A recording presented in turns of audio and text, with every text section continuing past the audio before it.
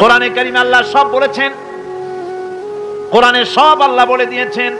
আল্লাহ পাক বলেন এই পৃথিবীর সব কেমন ভাবে ধ্বংস হবে তার চিত্র আল্লাহ পাক কোরআনে কারিমে তুলে ধরেছেন। ইযাস সামাউ ফাতারাত ওয়া ইযাল কাওয়াকিবু তাসারাত ওয়া ইযাল বিহারু ফুজ্জিরাত ওয়া ইযাল কুবুরু বু'সিরাত।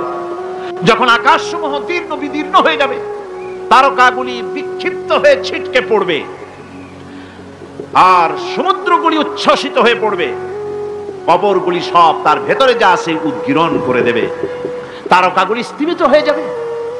এরপরে সমস্ত আকাশগুলি কাতাইয়িস সিজিল্লিল কুতুব, কিতাবের পৃষ্ঠার মতো একটার পরে একটা ঠাস ঠাস করে পড়তে থাকবে, চূর্ণ বিচূর্ণ হয়ে ভেঙে চুরে একাকার হয়ে যাবে। পাহাড়গুলিকে উড়িয়ে দেওয়া হবে, চন্দ্র এবং সূর্য একাকার হয়ে যাবে।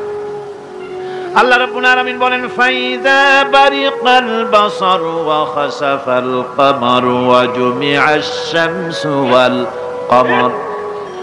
চক্ষু যখন বিস্ফারিত হয়ে যাবে, চাঁদ যখন তার আলো হারিয়ে ফেলবে, সূর্য যখন তার আলো হারিয়ে ফেলবে, চাঁদ আর সূর্য সব একাকার হয়ে যাবে, সেই সময়ের অবস্থাটা কি চিন্তা করো।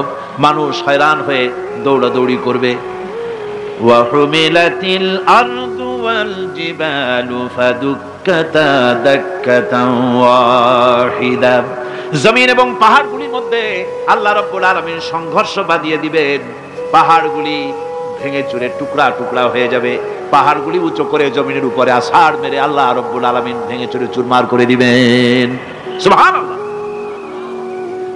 ওয়া তাকুনুল জিবালু কালইনিল মানফুশ, পাহাড়গুলো পেঁজা ধোনা তুলার মতো করে উড়িয়ে দেওয়া হবে, পাহাড় উড়ে যাবে। সুবহানাল্লাহ। পাহাড় পাথরের তৈরি করা পাহাড়, এই পাহাড়গুলি তুলার মতো হয়ে উড়বে কিভাবে? আমি এই দৃশ্য নিজের চোখে কিছুটা হলেও দেখছি। আজ থেকে 10 দিন আগে আমি ইতালি সফর করে এসেছি। ইতালির রাজধানী রোম। রোম প্রাচীন সভ্যতার লালন ভূমি। কোরআনে কারিমে সূরায়ে রোম রয়েছে, এই রোম সেই রোম। এখানের বাদশার কাছে রাসূল করিম সাল্লাল্লাহু আলাইহি সাল্লাম হেরাক্লিয়াসের কাছে চিঠি পাঠিয়েছিলেন, সেই রোম। 12 থেকে 15,000-এর মতো বাংলাদেশি মুসলমান সেখানে আছে। জুমার দিন